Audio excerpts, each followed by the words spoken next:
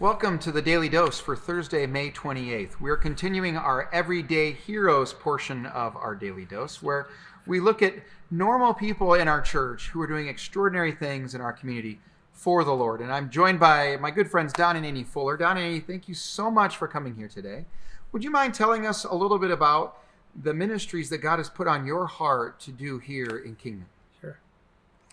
Thank you, Pastor. We're excited to share with you about Annie's Art Attic, which is an upscale thrift store, and more. We do have art classes to provide crafts and interactions with our neighborhood, and we also have a daily bread program, which is sandwiches into the community.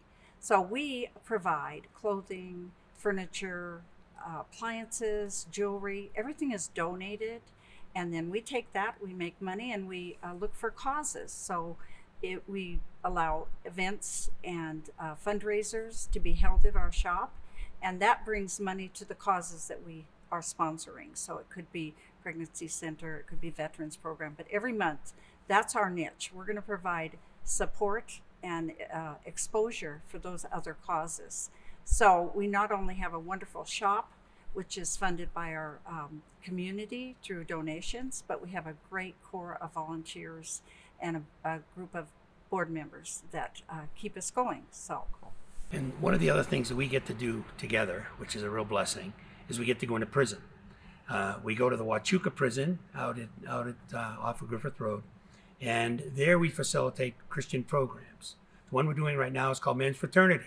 It's a way cool program. It's about how God expects you to act as a man.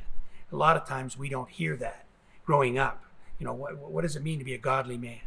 And these guys are so hungry for God and so hungry for the things that they get to experience through our facilitating these programs. Awesome that we get to do it together. Very cool.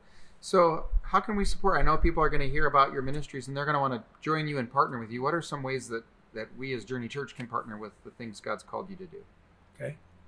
Want to talk, Annie's? we do need ongoing wonderful donations that helps create the money to support these causes, and then we also need volunteers. So we need people that are able to greet people or work in the backyard or clean things. That's how we can get some help. We would love Journey Church to get involved. We have several people that already come to Journey Church. Cool. We also are doing a board expansion. So we're looking for some additional board members. So that would be another way that somebody who has that interest in a nonprofit board. So yeah.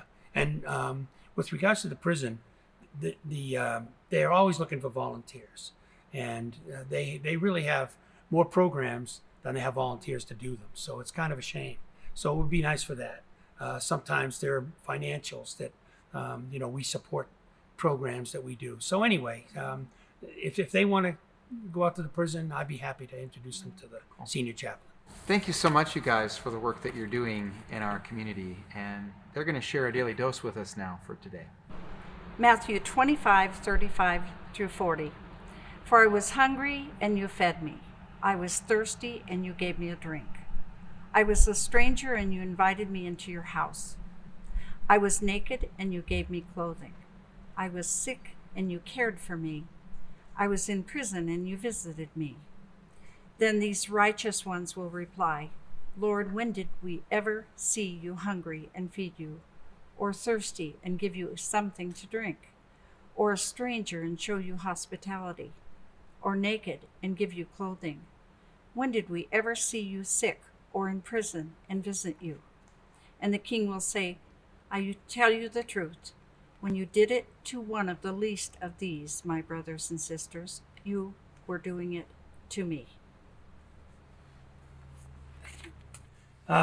Recently, Pastor Matt spoke of how Jesus had the nerve to spend time ministering to lost people. We have the advantage of having the Holy Spirit to guide us as we pursue people in need in our neighborhoods. We don't need to be biblical scholars. We just need to be willing to serve and take action. Whether it means going into prison, volunteer at a local charity or food bank, if we're willing to listen to the Spirit will prompt us.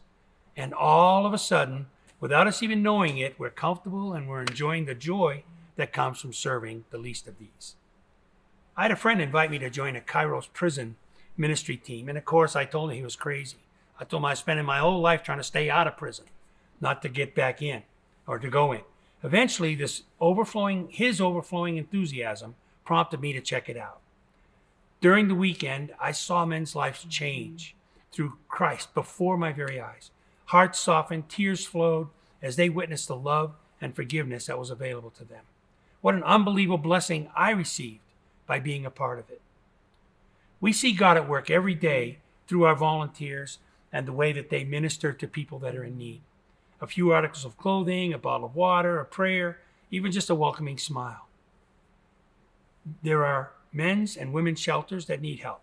The food bank, the hospital, St. Mary's Daily Bread Sandwich Program, which, by the way, they can do 600 sandwiches an hour with volunteers. Great program.